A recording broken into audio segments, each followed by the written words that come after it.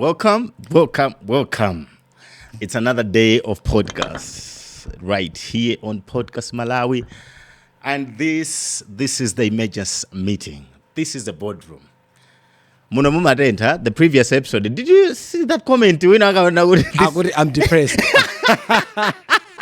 Someone said, guys, this episode was so depressing. Yes. Especially the last part. The last part. But yeah, we love that. What I want to say is we love the engagements. Yeah. We love the interactions. We love what you guys are contributing even to our content. I mean, YouTube, Facebook, where else? TikTok. Are we also on Instagram? Do we post on Instagram? No, but we don't. I think Spotify, but it will be up. Spotify was down. Spotify was down, and then it's gonna be up, right? Yeah. Yeah, we love the engagements, guys. Thank you so much for following us, and thank you, Kuti Mugumakala Bamene Popo Tawizo say you are engaging. You love our conversation and you're following our conversation. We love that. We're here for you guys. Kuti Tizikaladu Bangadama updating Osiana Siana. Today, it's also another beautiful day.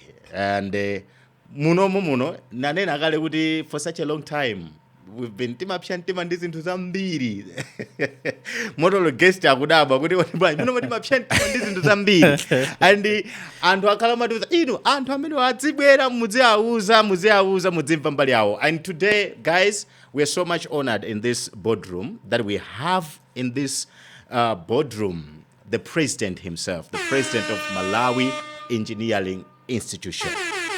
We're gonna have a good chat with him. And I think anthu mwadziwa kale kuti mwina soboli ndi mafunso anu kuti zizikhala motani. But Wishes is here. Shout out Sleeky AI ambassador is here. Cardinal Henry is here, and I would love to welcome our guest. Welcome, Mr. Ronald. Ziko Mugambiri. Yeah, it's a pleasure to be with you. First, we're so much honored to have you here. And as I said,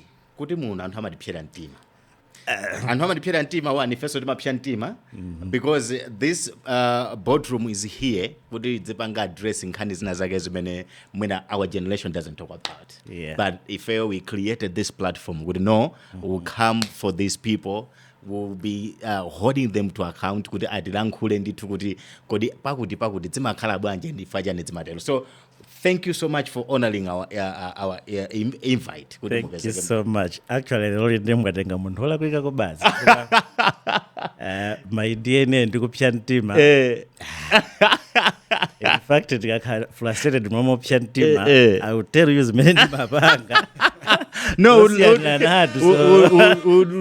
would really love to hear that. Yeah. So today you're very unlucky. Thank you. All right. So I think our viewers would love to know you. Zikanga today you are vying for a director position. Tell us about yourself. I know maybe before I do that, personality wise, I might be speaking is into Zodambiri. We have gone through it. Okay. I always call myself if I don't my village champion. Not necessarily I'm ghetto and say many muliranya madam if it a mukolo boy. Yeah. I hope you know what Mukolo boy is with your generation. I've been raised from that. Well. Yeah, if it a Mukolo boy, the antoti many gonna transform vina maguli my traditional dances. Miganda. Those are what was giving us entertainment. We didn't know clubs. We didn't know shows. Yeah, of course. Tikati mashow ndekuti mwina tikachita mwayi mwina woyimba amene ali waloko watitanitsa. Or maybe mina anthu ampingo akutibweretsera cinema. I still remember. Crusade, yes, I still remember akabweretsa mwina Genset. Ndechikamalira muti mwamwetizionera cinema. Ife timathamangira ku Genset. Tichikachimva kuti chikulira bwanji. And for those amene amakhala very naughty mwina machona mwina tichesere tichikodzere tone kuti kodi chipanga chitopanga chani. So that's the type of kukula mmene timakulira. Yeah. So unlike, but I know it's not my only story. Yeah, It's a lot course. of, it's a story of a lot of people. Story in Malawi. And it's we would say mwina pano patili ndi mwayi kuti nthawi zambiri anthu amatha kumaona munthu amene uli wang'ono umatha mapanga aspire to be. Yeah, true. I remember when I was talking to my son, just a youngster who was around 12 years, ufuna uzakhale chani akumatha machiro kuti andifuna ndizakhale doctor. Yeah, you can say doctor, even those careers we wouldn't know. Yeah. The minute madziwa ifeyo career imene madziwa ifeyo mwina ndikukhala Be a teacher. Yeah. That's what we know. And if you're not aspiring to be a teacher, then you're aspiring to be an announcer. Yeah, of course. You only had Radio. MBC one. Exactly. So right. every time ukakhala, what do you want to be? I want to be a teacher. A policeman. A policeman. Those are the careers that we knew. So that's what we have gone through. Yeah, true.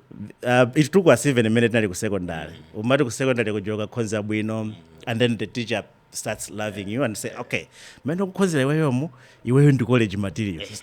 Okay. College? Yeah, kukutisa. I thought ndikamaliza form 4 ndikamaliza school.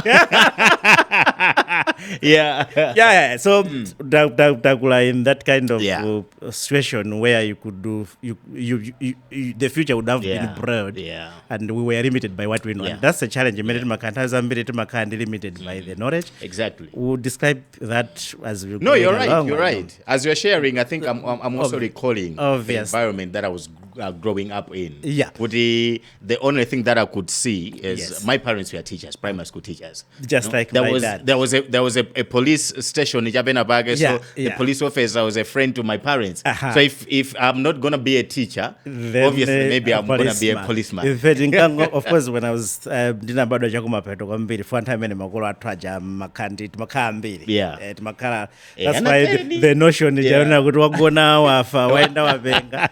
I think anamasuka nosamaitiwa. It applied in our family. It was good. It was fun. Wangozoziruka ngochedwa. Iweyo kuti unacheka ndekuti yatuluka pobwera uzapeza kuti anzako atani aphaka aviri amalisa iweyo uziona kuti watani. So because nali chakumapeto mabado agogo anga atamwalira. Okay. So we just had stories kuti your granddad like was a station master. Yeah. So azimela maziwa iwe ndo kuti kudinda maimvero makarata madinda. So you could just get that sound. Yeah. But you wouldn't know kuti station master amapanga zotani, that kind of. So mpaka na minute mafika na kuti tamaliza no myself from 4. I think tamaliza myself from 4 around 2001 thereabout. First tunali mu band minute tunali very unfortunate when it comes to the results. Okay. I wouldn't expect you to recall, but results ambaye anatoka 98 99 2000 2001 were the worst band because 98% MSA was 13%. Really? 99 it was 16%. Mpaka na time the president then Dr. Bakiri Muluzi anapanga issue a commission of inquiry. Yeah, good afternoon. Kuti chikuchitika ndishani kuti ana akulakwa chonchi. Yeah. Then 2000 I think it was around 20%. Minute mafika if 2001 as the last band I think around 18%. So we were the part of the unfortunate band. But that's a commission of inquiry sana tuluke kuti ndishani. Ifenso tunapezeka mu band yomwe. Yeah. But luckily enough, I think Marizats have many tinakanga to touch it up. Again, we opened another kind of worms. Yeah. Kuti muntu you direction sinari bwino wa konzanso bwino. Yeah. So there were a lot of people now coming bringing in ideas. So they would say, no, you should do engineering. Yeah. Okay, engineering. Fine. Others would come and wakoza jonja, wakoza bwino kwambiri. Iweyo tukoma mwina kubunda atu. Unfortunately, ineyo now because tikudikira maeso, I was busy kumawerenga kumapita kunais, kumakawerenga manyuzi. And form 4 ulikuwa there. The only thing that is coming to mind, let me just find employment. Yes.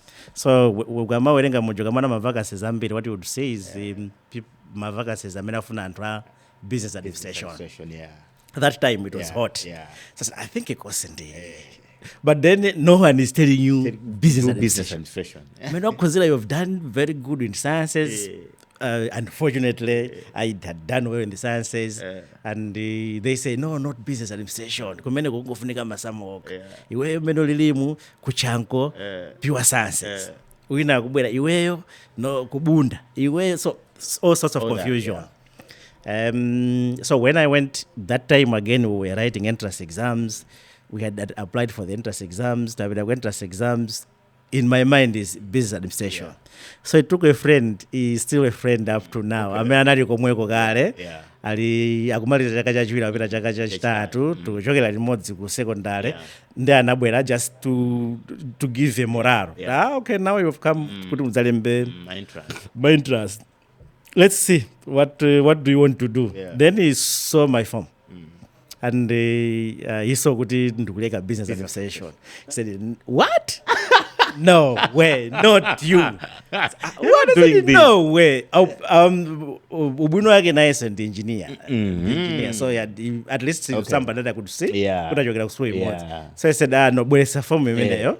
Ananingambira. Actually anangambira. Oh, really? Anangambira form ija ndikungamba yao ndokatenga form ina and said kuti my friend, you do engineering. I don't regret. I would have regretted the later if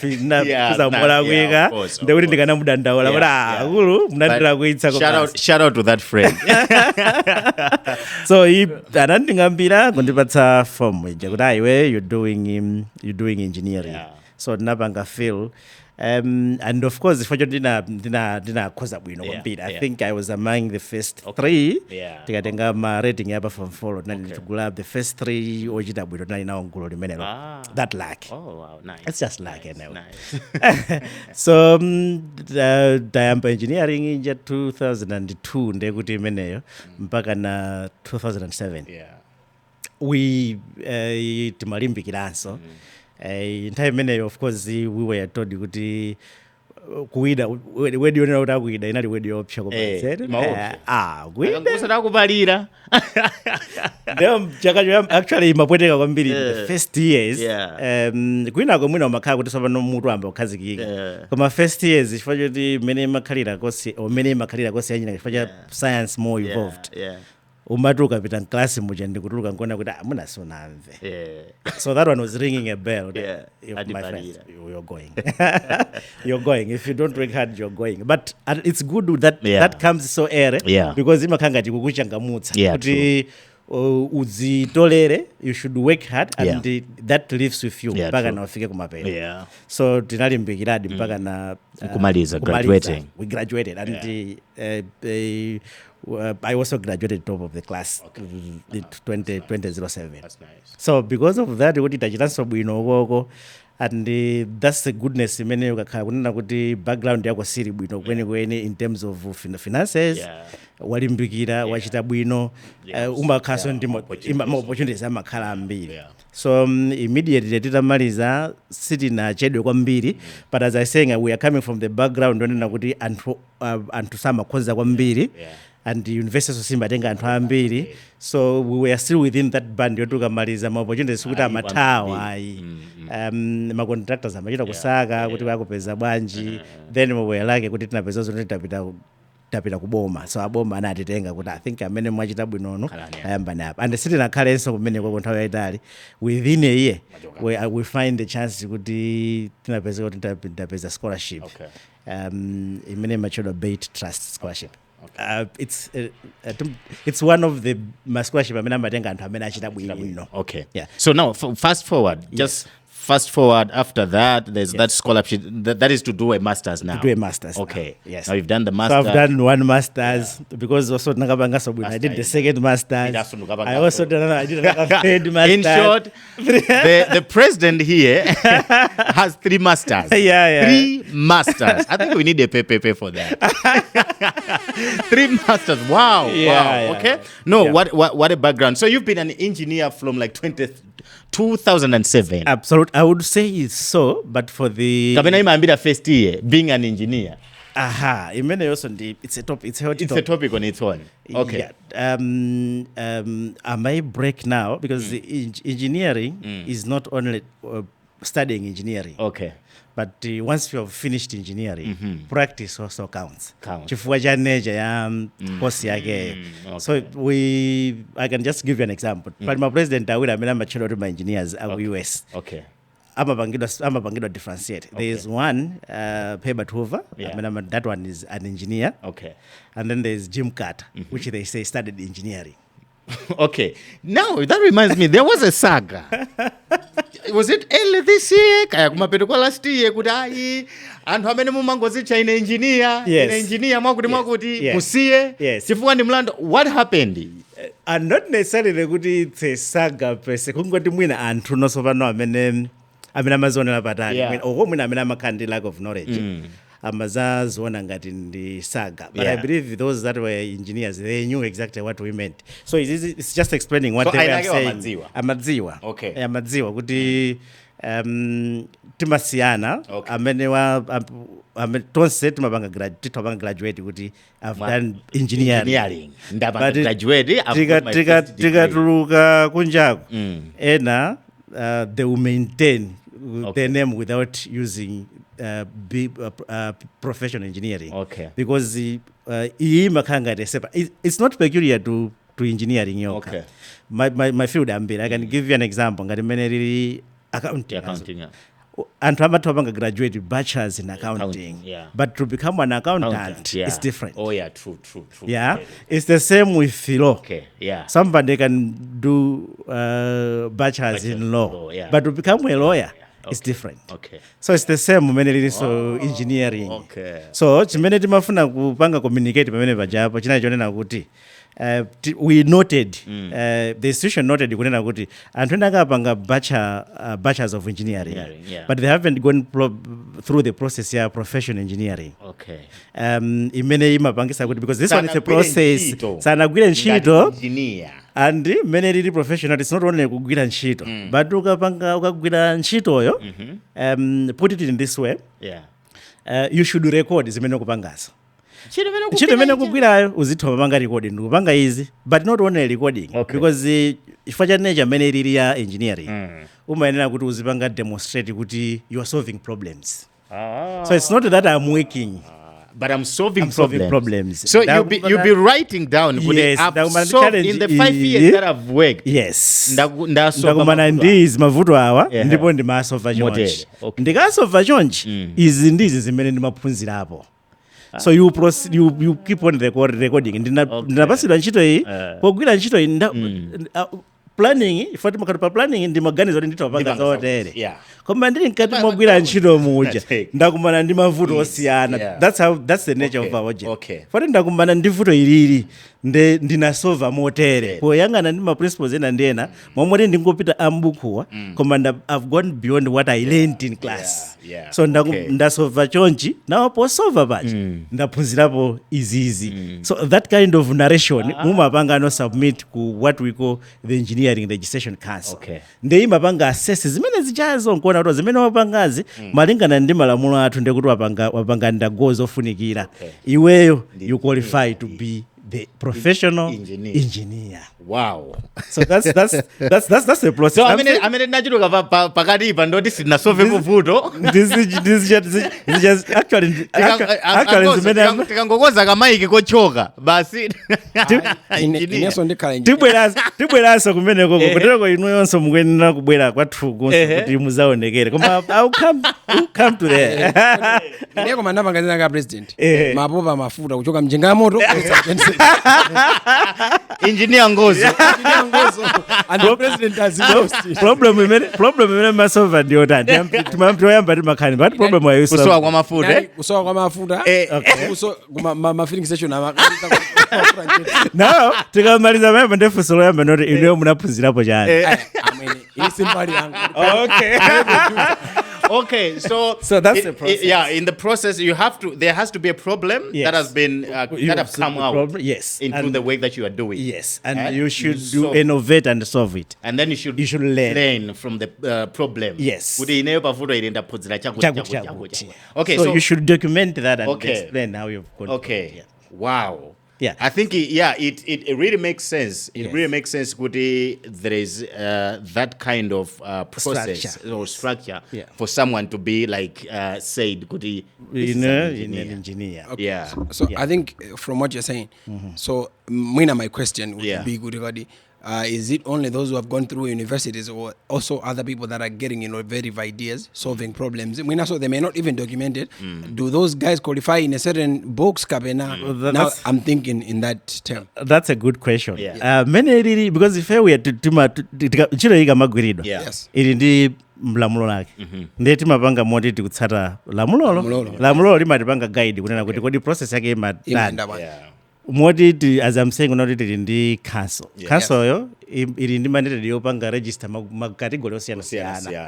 Zimene tikukamba papa zonena kuti ukaphunzira kunena kuti iweyo waphunzira uli degree ya engineering from a reputable university, not only a university.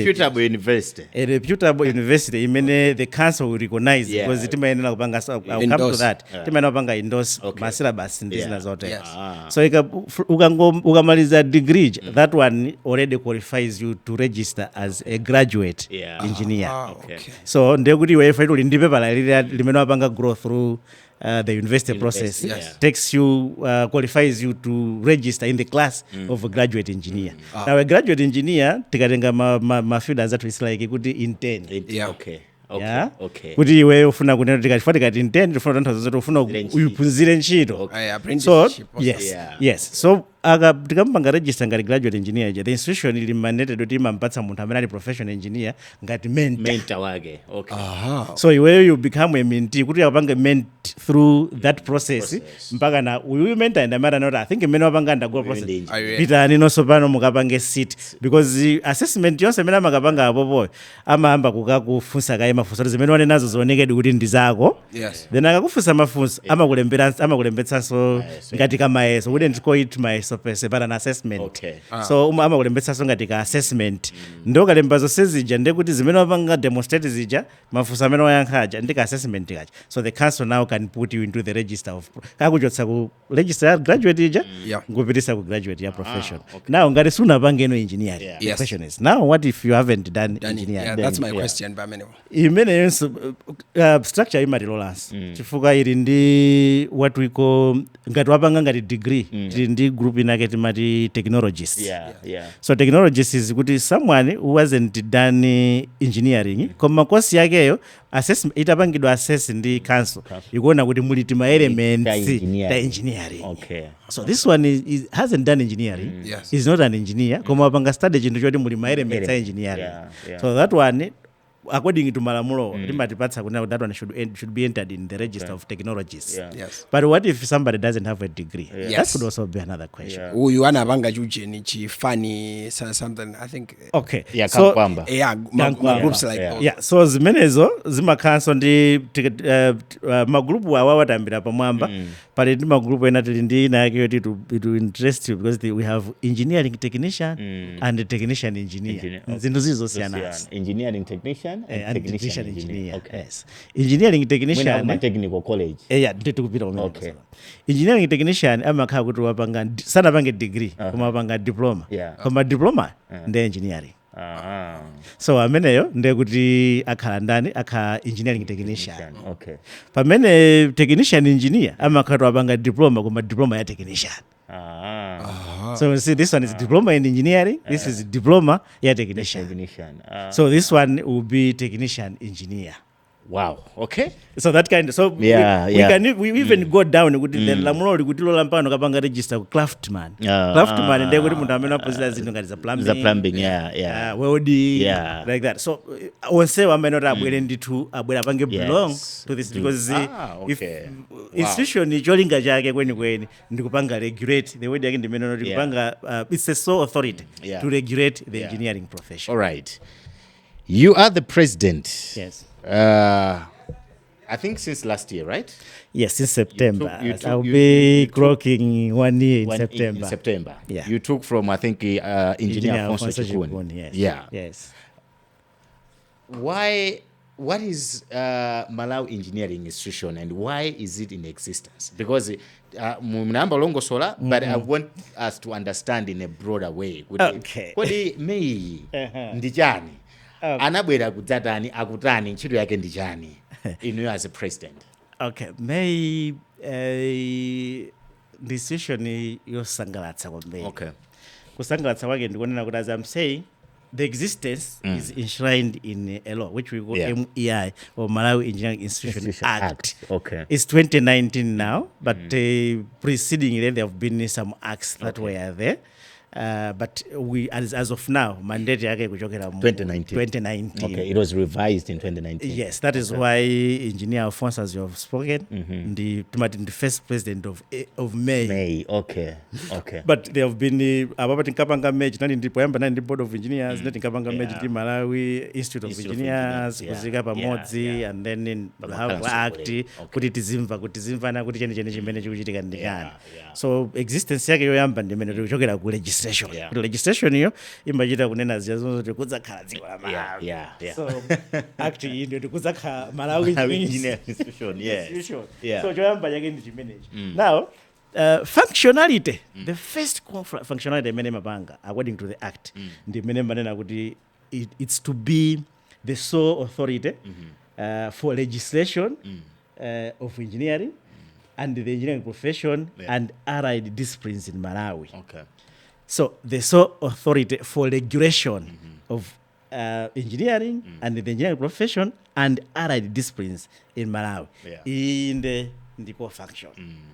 But to my breakdown, apart from this journal, never is into zina is many zibangana. Zimetuka mbaza registration is so tiziyangana timaina uti tiziyangana paka kalama ujeni paka kalama what do you call them let's say university wants to introduce course. They would have minority parts outright near course yourself. Tione kunena kuti how is it aligning simukonjezera udamuzina zimene zitakasokoneze breadth ya engineering iyo. Can we classify it kuti ndi course ya ujeni? The content of the course. Ndinkhani imene imazativutirako pang'ono chifukwa chonena kuti imazaoneka ngati ikupanga override ndi nje, but it doesn't.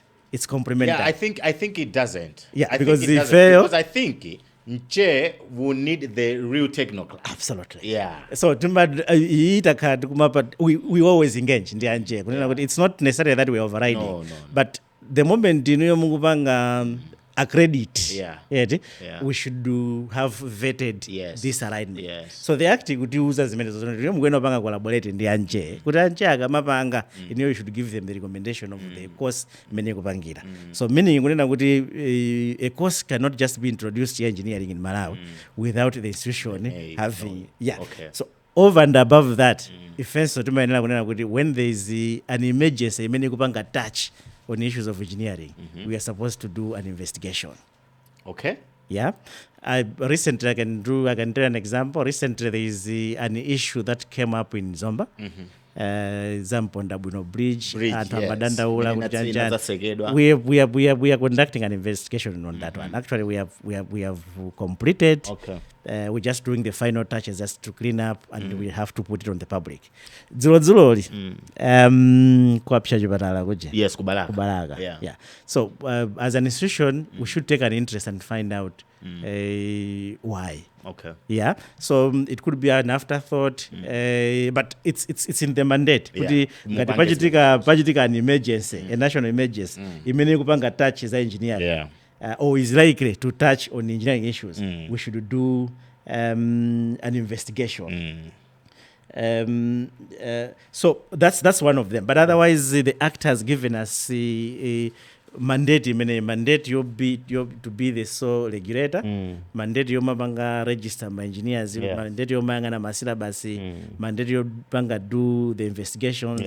That's what we normally do. So when you do an investigation, for example, Mpondabwino Bridge, when I amangidwa 3 months ago or 3 years ago, and then there is that has happened. After your investigations, what follows? Okay, thank you so much. I should put it this way. Unfortunately, chifukwa masters imodzi imene napanga jandiamalamulo. Yeah.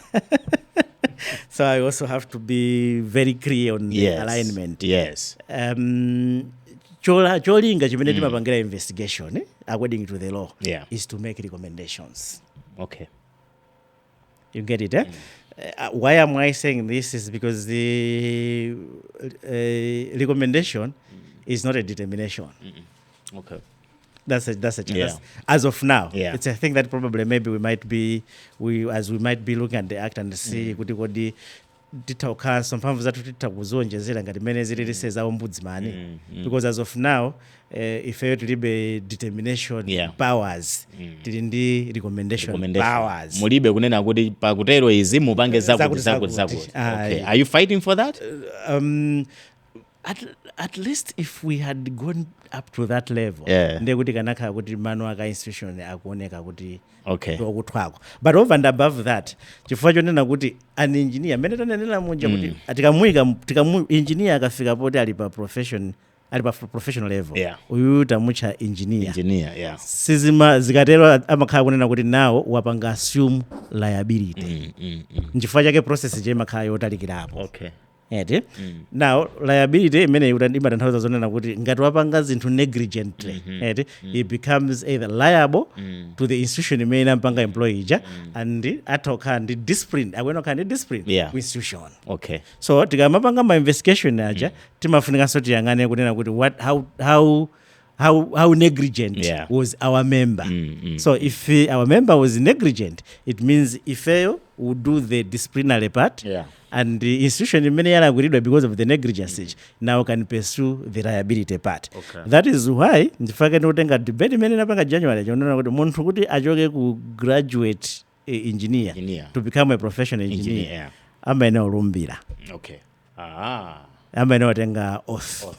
Because that oath, the definition of that oath is now you are assuming liability.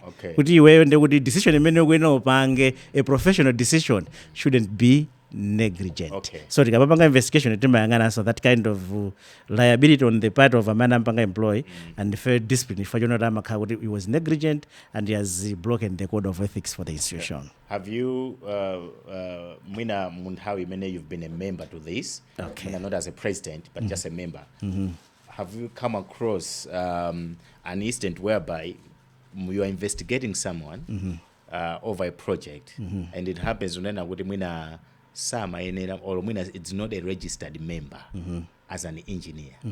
Have you ever come across that? For now, I would say kuti tinakhala kuti mbuyo mmene timayamba ifacha 2019 ndi panopa the better part of the 3 is not underscoring what the other board has done, but the better part of the 3 years was now to establish the instruments.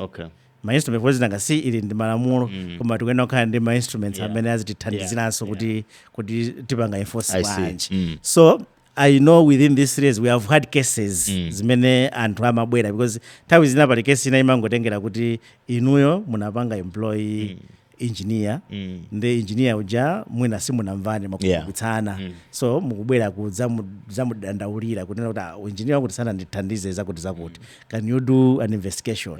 We have had those cases or imene timabwera zina timazipeza kuti investigation ikutani ikuchitika ikupitirirabe. So and zina ndi zimene tuna kuti tikuyambazi. So the investigation have been zakhala zikuchitika but to reach to a point where I would say kuti because eventually akakhala kuti watalakwira malamulo pali zinthu zingapo zimene tikuyenera kupanga zinthu zoyamba mwina kumpanga fine chinthu chachiwiri ndiye kuti timupange strip of the professionalism kuti mwina those are the instruments that were being established kuti tione kunena kuti kodi munthu atati tampanga strip timpatsa zaka zingati, is it for good or is it for 1 year or is it to say kuti amene apanga strip ndiye kuti mubwererenso inuyo muphunzirenso you no longer emukalembeso mayeso ena. So those are the instruments that were being prepared and being established in the 3 years and we're just trying to clean them up so that they become more easier to enforce and they should do what we intend to do. Because I feel like we need malamulo khwima. Yeah. And I would say, of course, in any manner, I always say differently. Kuti malamulo athu ambiri aku Malawi amene tapanga draft toka. Malamulo amene timakhala kuti tatenga kunja. Nthawi zambiri amakhala kuti akutionetsera kuti atithandizire. They are more of supportive for us to implement.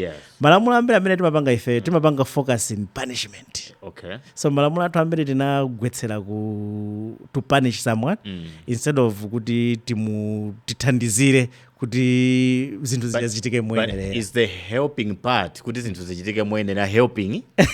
because that's why because no, I get it. Kuliko kunena kuti okay, tufuna tikhale ndi malamulo kuti tizingopangana support. Yes. Pano pati ndi malamulo punishment kumasa kugwira. Yes. What more malamulo nena kuti akungokhala supportive. Okay, I can give you an example. You also asked that to His Excellency. Yes, I can give you an example. Maybe this is going to be an interesting one. Let's say kuti anthu amene timadandaula kuti amadula mitengo. And tikunota kuononga nkhalango. And you can see kuti malamulo athu ambiri akupanga focus kwambiri kwa amene akudula akunyamula makala. In most rooms when that conversation ikayamba, question imene ndimafunsa ndimaza kuti murumu munomo muli lese muli anthu 100. Amene akuzazone kunyumba kwake kulibe makala ndi ndani. So timakhanga kuti tikuoneka kuti tili mu boardroom kupanga discuss punishing munthu odula mitengo pamene tikuyenera kuti tizipanga discuss anthu amene tifuna kuti tithandizire kuti tisapereke market manager because ngati munthu chata odezita mu makala maola. Makala sangaola. I get where you are driving to. Yes, but that's what I mean. I feel like for the sake of seriousness, I should put it in that way. Tikatengera nzathu a medical council. Nzathu a medical council, if they tell you we are stripping off your license, you will no longer practice as a doctor ku Malawi kunoko. Ndekuti makhauti kuyambiraso. Ukasaka china chake chochita kayopita ku business administration, kayopita kuti komano ngati dokotala. I know a couple of people oti anatenga madokotela awo kunja, anabwera kuno mwina anagwidwa atamwamowa, ali akupita kujeni ku surgery chanchani. In the end council yalamula kuti awawa sazatani sazapanga so practice. It means, okay, you know what those kind of punishments means? Kuti it means unena kuti you are sending a strong warning. Of course. Okay, so nthawi zina zake we believe kuti inde kumakhala kuti punishment mwina si kuthandiza, but I'm telling you at a certain degree okay, I'll put it this way. Of course normally tikamapatsana ma discipline what imatima inaopereka period. Okay. Kuti tikukupanga maloya ajama tokuzani kuti so panga practice mwina for this period. Even a council the law malamulo amauza kunena kuti munthu sapanga practice kwa period ina yake because period jema khanga kuti munthu chakhale ngati apanga reflect because knowledge is knowledge. Of course. Knowledge. It will be difficult to say kuti waphunzira za udokotala ande so zagwira so za udokotala something. Koma zimakaza period zimakaza jitika because there's lives of people at stake. Absolutely. On this other hand. On this other hand where you belong, there is a lot of money at stake. Absolutely. So makanga to I have a friend who's a contractor. So I think we're having a conversation like this. Before I know but before sana bwene malizeka just thank you so much. So zimene zimachitika nthawi zambiri zimene which we are also working on is the inspections. Okay. Now what am I saying is kunena kuti nthawi zambiri anthu aja akakhala kunena kuti alandira chilango chimene chichacho. Kumalawi kunoko anthu fendi wochenjera ko basi. Kumakapeza zoti mwina wango sintha ngati unaleka kampani kena wango kasintha dzina. If you were in front, then you take your wife in front. And then business jazoneka ngati apanga rani ndi hawa. Iweyo uli pa punishment koma kupanga berani and I get that. So that's how are you dealing with that? How are you dealing with that? That's where I would want to do because according to malamulo amene Phiri now akutipatsa mphamvu yopanga ma inspections. Nthawi zambiri inspection imavuta chifukwa chonena kuti mwina as of now zikumaoneka ngati kuti mwina munati ndalama tachepa because inspection also requires ndalama. Yeah, of course. So munati ndalama tachepa or sometimes zimene zonena kuti you're trying to tell mwachika chinthu pambalambanda paja kuti bwana awawa sakwena wapanga izizi mupeza ena chifukwa choti ndankolo anu mukwapanga but we are Tipita working on kumene. that. Yeah. Okay, how does we you had a question? Yes, So I I think it was in that line. I have a friend in the contractor. So I've seen a lot of things that are falling. Yes. So namfusa kurodasi. What happens in this engineering sector? Because dokora la mozo banga mistake. Yes. Apa patient mo. Yeah, of course. Pamena an engineer can put a risk. Anthu ambiri. Why is it kuti? I think malamulo. Yes. People, Exactly. and not really that because and amena makidwa ba risk si munthu mmoja. Ndi anthu ambiri mbiri. Komano ifa chona kuti timaona kuti doctor yu akanapha munthu pompo. Yeah. But then ukusiti kuona kuti komano uyu kungogumuka stadium kuti mujira yakwamponda bwino mmanena ija. Pali patabwera chitraki chonyamula anthu kandi 50 ndo. I think mamfuso negligence yamagaya imaone kuti a lot of people are able to get away with it. Ndifanike sinafune kumudula. Fanda zatu fasalimena libwera moteromo and it's a very good question. I would respond it in two folds. The first fold, which is a very clear one, if you are a professional engineer, you are signing for liability. And I've said institution, if we have made an assessment and we have discovered the good is liable, the institution will take the disciplinary part. Yes. You almost like that. But the responsibility of charging the liability, because it's in their contract. Yeah. The good ameno jayo ngati munthu wa sana gwire zimene iwo anagwirizana. Zipe akuyenera kuti ali ndi mphamvu yomutenga kuti akulu bwerani apa za malizeni ntchito yanu. I think enaka anagwiritsa bridge inakefika nalikuwa atagwetsa kudedza some 2 or 3 years ago. Anawuza kuti bwerani muzakuonzesa bridge ichi. Over and above that, we should know kunena kuti ukamasaina contract in the construction industry timakhala ngati kuti tili ndi ma two liabilities. Pali liability imene ili ya mu contract yo imene munagwirizana nayo, ndeti ndi liability ina imene malamulo amanena kuti ya tort. Yatoti ndi iyi imene imapanga pini za negligence. Ya negligence yo imanena kunena kuti ngati munthu wapanga zinthu zoti zapangitsa kunena kuti pachitike injury kapena pachitike loss of property or papezeke kunena kuti mwina munthu amwalira kumene. These are supposed to be pursued. Munthu mpaka na akuyenera amangidwe. Yeah, because wapangisa zinthu zitatu izizi. Unfortunately, it's an international. Unfortunately, lamulo ili limakhala ngati kuti ndi response. Meaning kunena kuti for it to be triggered, at least one of these three something has to chachitika. So it's not about what you see, but what has happened after. That's the challenge.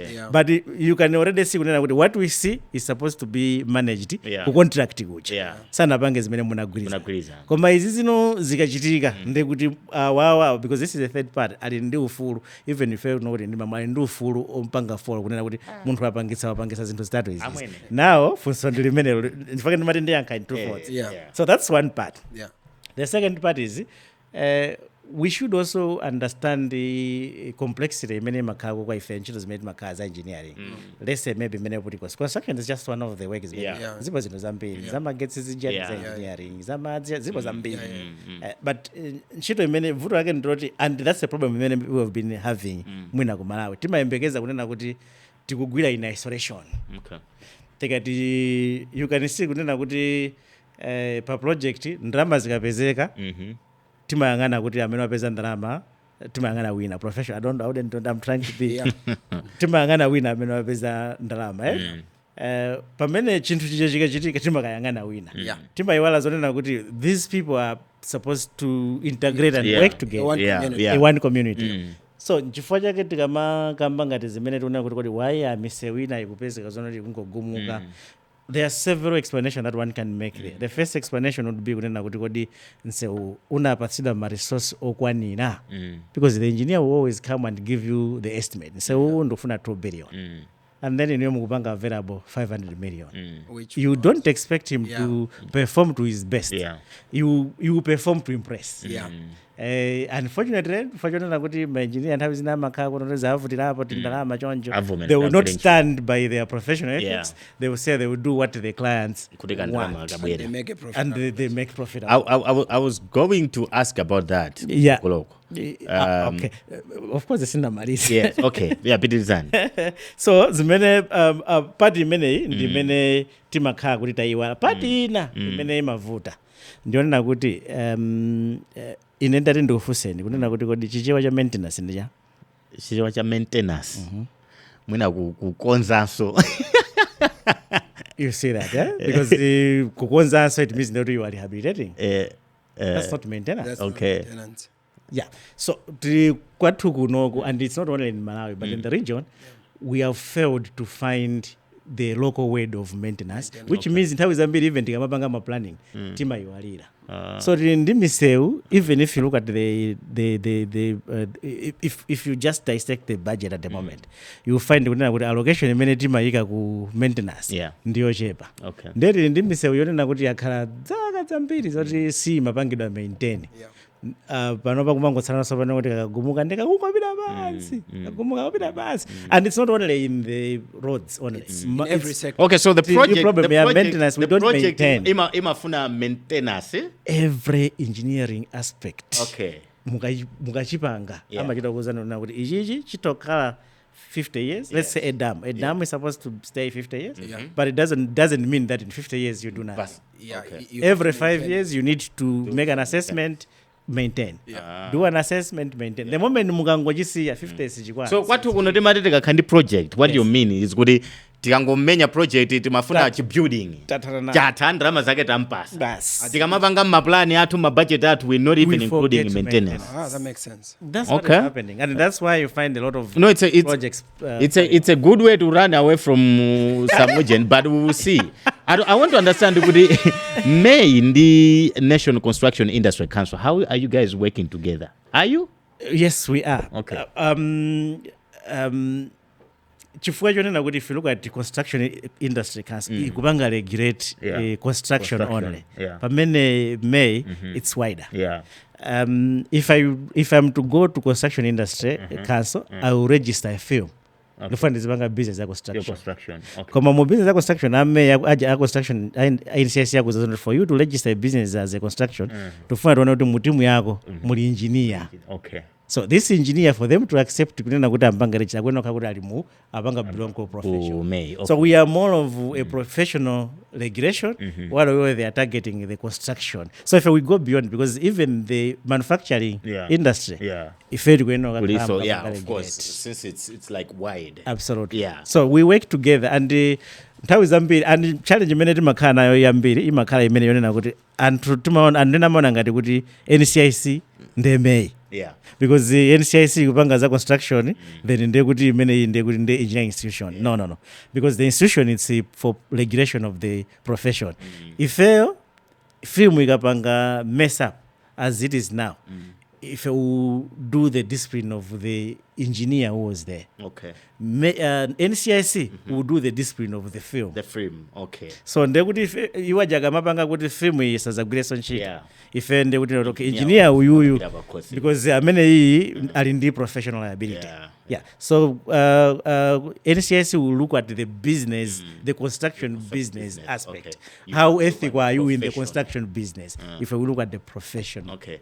You mentioned about the practice where andiuza kuti sindichita business right sindikuyenera kupanga practice ngati engineer for like 2-3 years ndekuti ndili pa suspension.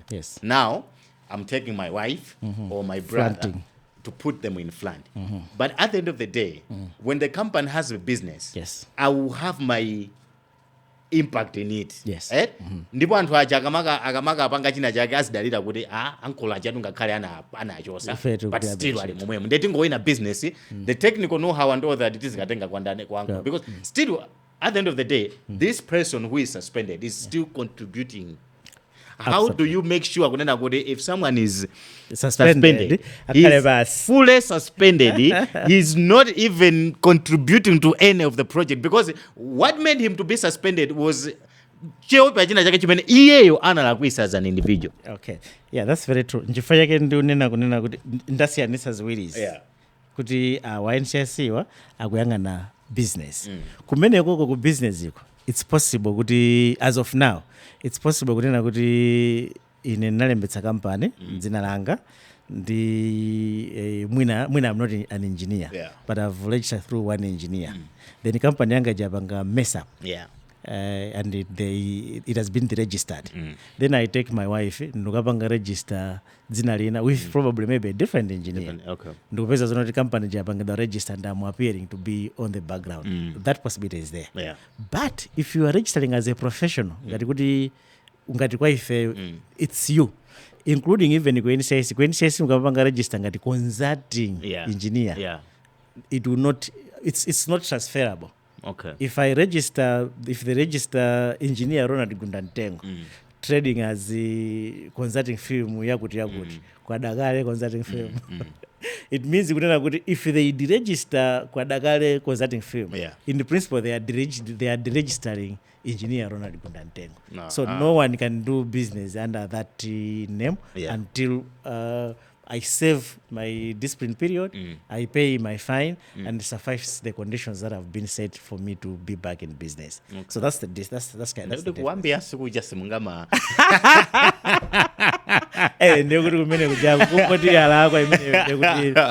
Okay. Because honestly, that is happening. Yes. That's why I'm saying it's the inspections. The inspections, fine. What follow-up inspections do we exactly to make sure involved? I can give you an example, a very good example.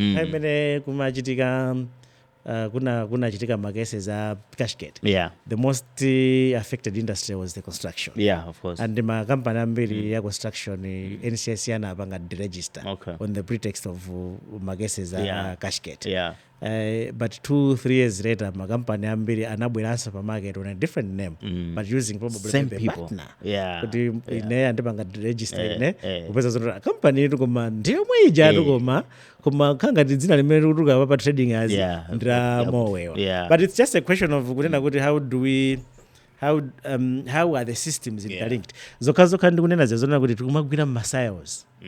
Tikagwira masails, maybe I should take it because I thought we would come there, but let me just take a chance to mention this now, just in case you don't come to that question and I might forget. Question yonena kuti nchifukwa chani kukubwera ma foreigners ambiri, especially probably maybe in the construction industry or the engineering sector. Lamulo latuli limene ndikulika mbali kuti kudzakhala yemwe limanena momveka bwino kunena kuti a professional engineer amene akubwera amene akuchokera kunja asanapatsidwe employment permit by immigration akuyenera kupanga bounce back with the institution atipatse kuti uyuyu awapanga apply for permit afuna azagwire ntchito izi ndizi. Now it's the duty of the institution kuti ipange define kunena kuti kodi munthu uyuyu ngati akubwera tilibe woti kunoko amene angagwire ntchito iyi kapena munthu uyo alipo koma ali occupied kuti sangagwire ntchito zonsezi. So in that case then we give the green light to immigration to say malamulo amene alipo lamulo lathu likutiuza zimene zonse kuti there is a foreign contractor ikubweretsa ma engineer kuti tili ndi ntchito imene tukagwira ku Malawi. Now we've got engineer ABCD akuzapanga zakuzakuza. What they are supposed to do first before they provide a permit kuti munthu uja agwire ntchito, the immigration should come to you. In the application akubwera engineer afuna azagwire ntchito izi ndizi. Can you review ngati tilibe woti alipo kapena ntchito yonse akuidziwa kuti amene mufuna kuti mumulole. Koma because we work in sales timapezeka zonena kuti have you received any kumei kuti body as of now not to my knowledge, but we have started engaging the immigration. Okay, this We are is engaging this, the okay. immigration. Now, this is my problem. Yes. Kusia nkhani yanu yapo. This is now my problem. Let me speak my problem. Okay. This is now my problem. Yes. Where one has to engage you to do your job. Yes. You get it? Yes. Because I've got an application as immigration. Yes. Eh? Yes. I don't have to give a mandate kuti anthu abwere. No. Because there is a party that Yes. needs me to consult. Absolutely. Munthu oyenerera. Yes. Kuti kodi awawa akuyenera agwire ntchito because ntchito yanga ine ndiyongauza anthu kuti mugwira ntchito. Komano kuti ndinene kuti mukuyenera alipo ena ake amene akuyenera kudani kupereka zimenezozo. Yes. That's why I was interested to find out kuti Not have you received as of now. Then you are telling me kuti you are engaging. Yes. Doesn't they know kuti they are mandated to be referring that. to you? Yeah. That's where my problem comes in. It's a problem. You get it, eh? Yeah, the system has a glitch where Yeah. somebody can play around Yeah. because I want the dark spaces. Exactly. Somebody can move in between them. Yeah. Yes. They would say, Yes. yet it was They were supposed, supposed to be to. an You automatic. amene azinyamula mafailo. Kwabwera You get it, eh? Yes. As immigration, Yes. imene azinyamula mafailo. Yeah. Company yakuti ikubwera ku Malawi, idzagwira ntchito. Alemba application yawo. Now akupitisa ndi kuti kaya kumeiko kaya ndi kuchani akakupana ndi asiwo kuti akula kuti apanga ndi. Tapanga ndi check Izizi. Ndiye kuti amene akupanganiso konzata president. Yes. Pali muli ndi anthu. Yes. Oti Agwira izizi kuti awati sanalole. Niyo muwauza kuti ifeto anthu linawo wakuti ali ndi experience. Yes. Wakuti ali ndi experience. Yes. Ndiye kuti you come back to them. Yes. Awa. Yes. Alembera kuti takana application yanu ya engineer 1 2 3. Tifati kwathu kuno tili nawo. Yes. And ifacha chimene chocho we are referring you to our. Yes. Kuti mungabwera awaza kuthandizeni kukupasani anthu. Absolutely. As simple as that. Woo. Not only that, you just have to understand sometimes imakaya kuti let's say kuti mwina ine ndikugwira ku institution X, not necessarily as a muya. Yes. But I'm working for an institution X and tapanga ma evaluation muja mene timapangira muja. Yeah. Aja apanga propose timu yawo ndi ifeyo tavomera kuti mubwera ndi uyu anyamata ako njawo. Now institution iyo muna ndimene mapeza zoti ndimene kulemberano immigration. Okay. Telling them kunena kuti tili ndi awa akuzagwira pa ntchito iyi akuzagwira ntchito iyi apatseni permit. So it's the linkage now because ifeyo according to the act linkage imene tinayo mu act mu ndi immigration. Yes. We don't have a direct linkage Ndi contract akubwera. Even the institution imene kupanga apply their duty is to apply for the permit for the team iyi kuzagwira. Yes. But if immigration before isena a permit that's the act. That's what the act is telling us. There should be that collaboration to say kuti kodi awawa akwena uzagwira ntchito kunoko. It's the same as ngati zomwe ndimanena za munaita ipetesa in that immigration part.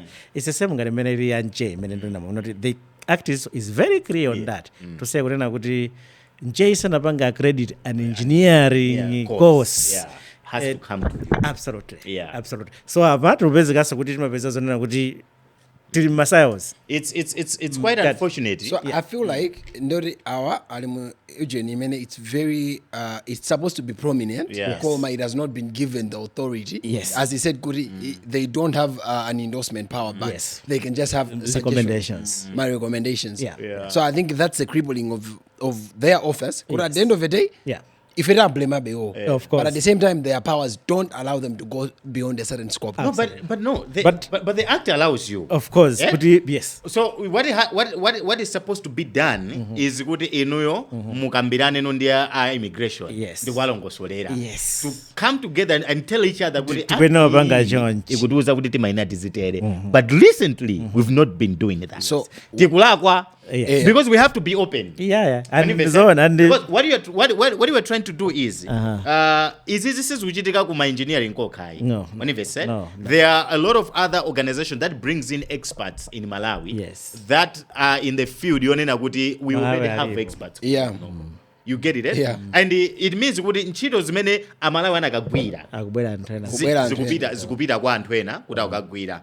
You get it, eh? Yes. Which doesn't make sense. Yeah. Because we're training people. Ndifanya ifika liko mbuyo muja mene Honorable Mbumba amazungulira ma institutions na mafusa kuti in mwaka munafika ku Malawi engineering institution but you could see kuti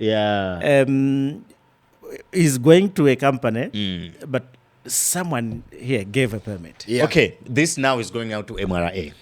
This is a platform. I will not allow you to say that. Yeah. Okay. If we can say that, but we can speak. Okay. We can speak. I say, this is a snippet. In the I am Immigration. Immigration. Yeah, Yes. Immigration magai. Kwanugo kumabwera ma application. Anthu ama contractor oda kufuna anthu otadzagwira ntchito Malawi kuno. For example ngati ma engineer. Tikamba example ya ma engineer. Ntchito yanu ndikutenga ma application amene aja ndikupita ku Malawi Engineering Institution. MEI. Okay? Ndikukafunsa kuti company yakuti atifuna imange njanji. Kumaka kaifuna imange nsewa emwani. Ndipo company yapanga list down my expatriates awa oti ali ndi experience yogwira munsewu. Kodi inu kumei mundandanda wanu wa ma engineer mulibe anthu oti ali ndi experience yotatha uzagwira ntchito iyi. Ndiye inu ya immigration mudzidikirira kuti amei akuyankheni kuti ayi ife mundandanda mwathu mulibe, you can proceed nkuwapasa anthu ma work permit oti adzagwire ntchito kuno. Apo ayi MEI dzikuuzani kuti anzathu a immigration kumalawi kuno tili ndi engineer 1 2 3 4 5 amene anapanga train ali ndi experience agwirapo nsewu wakuti oti company imene ikabwera itha alemba ntchito. Ncholinga choti inu zimene mudzipanga ndikungolemba nkuwauza company yakunjaja kuti bwerani koma anthu okudzagwira ntchito muzakambirane ndi awa ndi amene azakupasana anthu ogwira ntchito. That's the system that we want, as simple as that. Koma zimapezeka zoti anthu akubwera mungogawa ma permit mwachinyengo. My guy, it's not supposed to be like that. Let's love our country. And I can tell you, this is not an institutional thing, but as an individual problem. Because I'm telling you, it's not a whole body made makala pasi ndumagawa ma work permit. No. It's just anthu atatu ena akauta makati awakasainira awapange review awakasainira. You get it, eh? Which simply means, but also when you know you are mandated to refer to a certain public institution on that case, why do you just conclude approving, awarding like a work permit without referring to a public institution you are legally supposed to? How are we working like that? How are we working like that? So I mean, because at the end of the day, what we are looking at is my engineer anu akaluda kugwira ntchito. Yes. Because these are the people that are working to solve Malawian problems. Absolutely. That's said? Yeah, as I've said at the beginning. We have to find our problem. You have to find a problem as an engineer, and then you have to solve it. And these are the people amene mugauza zoti tukumanga sewa emwani. They know. Absolutely. They know the history of the road. They know what happens. And if there is a problem, they will easily solve it. Ndikupanga zoti apanga ka track record kuti apanga china chake. In the end, tukumanga dziko latu. Oh guys. But again, over and above that, as an enabler, many malamulo atuwazo. Anatuza zonena kuti timakhandi what we call register of professionals, or register of engineers, put it that way. So register jinagawidwa magawa awiri. So magawa awiri ipo tindi what we call main register. Main register ndiye kuti ali samena peka application mwaipanga assess ndiye kuti mwamulowetsa whatever category has applied for. Main register. Yes. Okay. Then tindina imene timaiti current register. Okay. So current register imatiuza zonena kuti chaka chilichonse ine ndikapanga mapanga renew. Okay. Now subscription and the subscription imakhandi ma zoyeneleza zake. It's not only to subscribe but upange so demonstrate kuti wazipanga upgrade or wazipanga chiwapanga china chake chimene for the institution to renew your kuti ukhale mu current register. Now chimene ndofuna panga drive ndichonena kuti munthu aliyense sakuyenera according to malamulo sakuyenera kubwera kuno zapanga practice engineering either obwera or wa Malawi muno without being in the current register. Okay. So kaya kugwira ntchito kutiko koma ngati zimene upanga iweyo ndi za engineering, you should find yourself in current register institution. Have you done my inspection kwa ma foreign companies wa? Are you doing? We Are they complying? Are they? We have started that because as I'm saying, kuti dzaka dzaro ndiziti makhala to make my instruments together. Yeah. So we have started that. Instruments, what were we doing years back? Because You are making me to answer beyond my period. No, sometimes I question because sometimes I think my instruments was sitting my gadala and cholinga juli muna tizipanga zinthu zina za. Absolutely. But that's not your problem. I can give you an example. Yeah. Right? I'm very sorry to put the moderator where I'm spotlight. Ndi Uncle Geoff. Yeah. Pabwera company ama Chinese. Upeza zonena kuti even follow man. Yeah. Ajokera China. Yeah. Follow money. Yeah. Upeza wendetsa chuje noendetsa Chinese. Yeah. Yeah. Do you have them here? Yes. Who can operate? Operator mauchenaja? We do have people are trained, and imagine Joseph. Machine amene ajambe ndo safura mbe ndo automatic. Yeah. Munthu amene amaendetsa galimoto yoti yayikulu kuendetsa chimeja sangakavutika. So why do we have foreigners driving those? Why do we have foreigners taking those jobs? Not when the act, the regulation says, If we have somebody who can do it, in Malawi, they are not supposed let's to come. contact them. Yeah. So that's the challenge that we've been. As I'm saying, it's kind of a cycle. Yeah. Immigration mugamva izi ngati muli ndi side yanu ya story. Yeah. How this is happening and why this is happening. You are welcome. Come To give us clarification. clear your name. As As it stands, the question mark is on you. Yeah. Okay? So we want you to watch this and come to tell us your story because this is happening. I mean, mukuchitika ma project ambiri musewa. Kwambiri. And And you we get are- to see there. You get it? How many? You know, there was a day. Kumaona kuti akumati kunkalipira munthu wakudai sikuti ndi doloso yayi. sakuyakulasa chizungu panova taphunzira kukalipira mchichina kuti akangoti umasaso dapo wandidukwana. But okay, this is not a hate on foreigners, but this is about Malamulo. Yeah. Of course. This is about having Malamulo that are working. Yeah. Because it doesn't make sense having a set of rules and regulations that are just dusting. Or this is the that we are not following. Sometimes again, while we are also on that, I think this is worth mentioning because the now so agabwela that was also challenge made makana. Yeah. Tikakhala kuti mwina they have, let's say ngati mene kuti kwense kuti malamulo abwino ena akabwino kobazi amanena kuti ngati ntchito mwampatsa foreigner 30% ya ntchito imeneyo ikweno khaya Malawi Contract. Subcontract. yes Okay. or ngati mwampatsa consultant kuti ndi wakunja 51% ya ntchito imeneyo Apange subcontract. very good laws actually very zothandiza zonati Yeah. tizipanga Yeah. zimene tikuchitikano zimene tikupangano sopano fa Malawi we are now abusing the law Okay. in a way kunena kuti let me put an example kuti munthu wawina a contractor wina ntchito ya 1 billion Yeah. amene amapanga ifachoti lamulolo silimanena kuti mukambirane before Aye. zili ndinu ukambirana before kuina contract kapena after contract or sometimes lamulo lija limazaonekera uja wa foreigner uja wawina kale Yeah. so wawina contract ya 1 billion ende akamba kugwira ntchito ndi NCIC amazabwera ngati inspection Okay. process iyo panga procurement imapeza zoti NCIC sili involved Okay. mazakhala involved nthawi imene contractor uja wabwera ndi mazazoti amene mwawina ntchito ya bwanji 1 billion apapa malingana ndi malamulo a dziko lino 300 million kwenokha kuna kuti ntchito za Malawi. Okay. So Malawi no amathokoza okay ife chabwino ndipange ngenji ndi amapeza Malawi amene ali contractor inu tufuna mupange cost tipatseni cost yanu yoti ikwane 300 million. Yeah. You know zimene Malawi tikupanga ndi tumakhala totenga ntchito imene foreigner ujana charge 100 million ife chifo choti tutenga advantage yoti lamulo likumpasha 30%.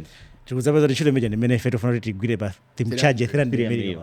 Yeah. Okay. In a way kanga kuti tufuna timbeno ndani foreigners which is abusing the law, which is not right. Yeah. How? So maujeni ambira kumakhala kuti mwina even these foreigners I've seen some cases mpaka nakumakangana mpaka nafika ku court and zikatero nde kuti commercial court zasokonekeranso and now we are using an advantage to say no fe dziko lendiratu. Yeah, of course. But I don't think kuti for us being dziko lendiratu then we should use the law to mapanga abuse kuti tizikhala ngati tikapanga so push maujeni. No, It wouldn't work. I get that angle. I think it has just something to do with disciplining. Yes. Gayama company. Yes. It's something that I feel like our national industry construction council yes, with the purpose is aye. Purpose is with it Aye, purpose at least you should take something yes. from the money that the government has released. And also doing that will also result in us having substandard work. Yes. Because in my engineer, their duty is to fix a problem. Yeah. Yes. So if numbers because these guys now are they're gonna give us substandard. The quality is going to be Yeah. affected. The quality is going to I be get affected. it, man. That makes sense. Kumano, it's not overriding that. Yeah, with immigration. All right. So one of your masters, the Master of Laws, Construction Law and Practice. Yes. Okay. Yes. Your thesis was to do with professional negligence in the construction industry. Yes. What inspired this, and what was like your findings, your arguments? What was it all about? Maybe just 5 minutes. Okay. One, and I know because I also presented this thesis engineering institution last year. The very same time I was being elected. It was a very difficult. It was very difficult to go to Malawi for me. And I think it might well when you're pointing someone, 4 fingers are pointing. Yeah. So what I found out kwambiri kunoko vuto loyamba limene tili nalo loti construction industry ya ku Malawi 80% or 90% the public procurement. Yeah, of course. Either maybe ndikadziko kathuka kang'ono or maybe our private ngati sima NGO kuti akumanga njigo ndiye kuti tonse timayang'ana kuboma. Yes. Yeah, which is very very dangerous. It's very dangerous because tima requirement timalamulo tina timene timathandizira kuti ma professionals shouldn't be negligent. Timakhala ngati tikupondedwa chifukwa chonena kuti solution yambiri fati ndi ndrama za boma. Ndi ndrama za boma zimaoneka ngati zopanda mwini. Zibe mwini wake. So we can pay for any trash as long as we just want to let someone go. Even though we ntengetse atipase liability yake tipeza ndrama according to we don't go that far. And sometimes zimapeza kuti iweyo amene ukulimbana ndi upstream kuti ukakhala ife tufuna tipeze liability yathu amaza kupanga override amene akuyang'anira iweyo nosopano kuti ulo kodi mutakhani chete. So is zikuchitika. When did that confirmation? So zimatha kuchitika zimenezo zimatha kuchitika. But when I was making a presentation, I was saying ntchito pa construction pali ntchito ziwiri key one za engineer zimene zili malamulo. Ntchito yo yamba ndi imene timanena kuti apange design. So panga design is to say kunena kuti concept je kapangidwa iyeyo ayike engineering input kuti according to engineering input chichi kwenokhala A B C D. So chimenecho sikumangokhala kunena kuti kwangopanga design koma umayenera ndithu kupanga stamp madinda kuti liability ndaitani aja tikwacha professional engineer aja ntchito yoyamba ndimene sungapanga chifukwa wachoka ku school wapanga engineering. Because you have gone through this process and you are now a professional engineer. Current register mwatu mukuone kuti you are a professional engineer. So you have to certify that design. Ntchito imene ndiyo yamba. Ntchito yachiwiri ndionena kuti chinthu ichi chikamangidwa kuti chatha umayeneranso kuti ukapange certify ntchito so ya engineer imene. No one else. Kuti ntchito yagwirika monga mene mayenera igwirike. You certify. If you have gone through the process ya city council yonena kuti ufuna upange ma plan timakhala ndi ma certificate pa construction timakhala ndi ma certificate awiri. Pali certificate inake ku malamulo a planning amana kuti structure engineer number 1. So structure engineer certificate number 1 ndi imene timakasira ma documents ku city. Ukamakasira ma documents aja architect ukaya ma documents ako iwe apanga design umapita ndi certificate imene je makhala ngati kukupatsa liability yoyamba design liability. Then ukapitano chinthu chachikamangidwa chikapita umayeneranso kuti kupita ndi ma documents amene kuti chinthu chachamangidwa bwanji ndiye chimapita ndi certificate ina imene timati structure engineer certificate number 2. So certificate imene imathandiza kunena kuti even a council apereke ija timati occupancy certificate.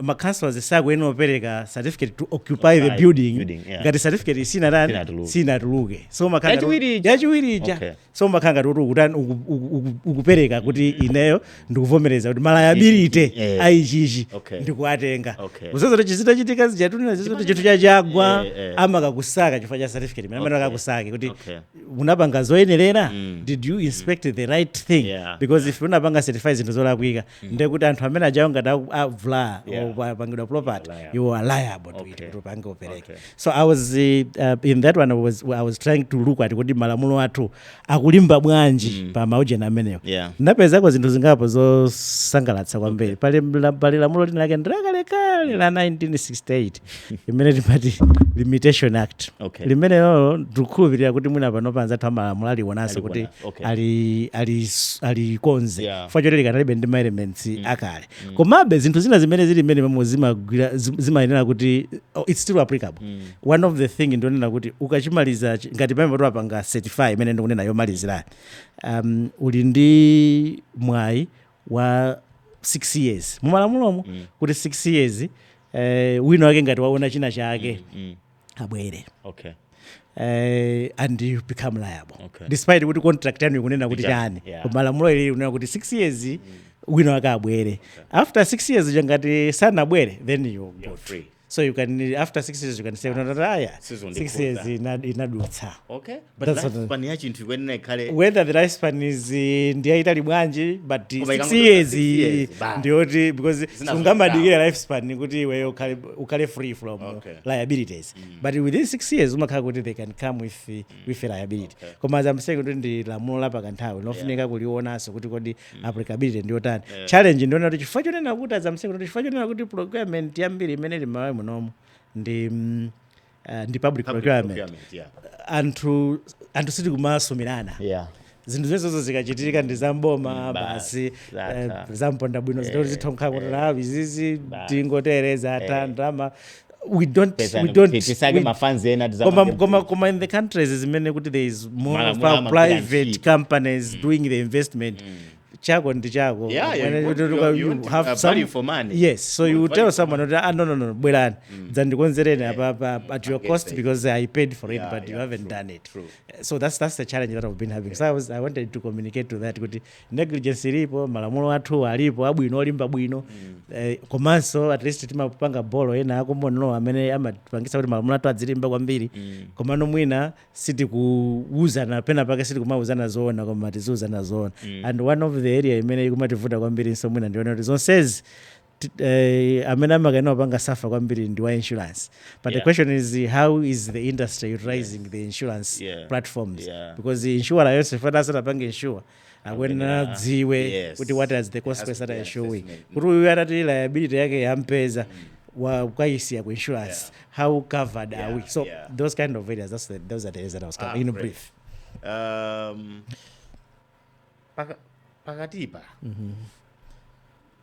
kumakhala ma delay ena ake unnecessary delay ena ake in construction in ntchito zambirimbiri umatha kukhala ndi project onena kuti project ita 2 years ndeti engineer aka analemba zake zolemba amene muja ujeni ma time frame ntchito yakuti idzakhala 3 weeks or 3 months kena kudzapa graduate into phase 2 nde pomata 2 years ntchito ikhala ita pali nsewu ina ake mushiremu Blage nsewu wonse ochokera pa shire kuzafika pachani pa galiva kulowamu nde unazatulukira no pa shire apa nsewu meno janawira if I'm not mistaken kana 90 days it was something about I think 120 days tunena pano mu chaka chachiwiri sunate there was kuli office ina yake mamangidwa office ya DC kuthyolo in number 2017 it was said kuti project ikhala 2 years tunena pano akuti it 95% but this is the 8th year of the project this is costing us money because in the end anthu aja amabwera so ayi project tinapanga ujena under budget pachitikaso ma devaluation nde tikupanga revised budget nde this is the amount and the public ujeni public procurement be the number one blesser anthu amangokambirana ndi anthu vomerezani zinja zimadosa. Do you think there's a contribution by people of your institution? Yes and no. But maybe probably mostly no, as I've ngatinanena kwamba kaja kuti nthawi zambiri we are not in isolation.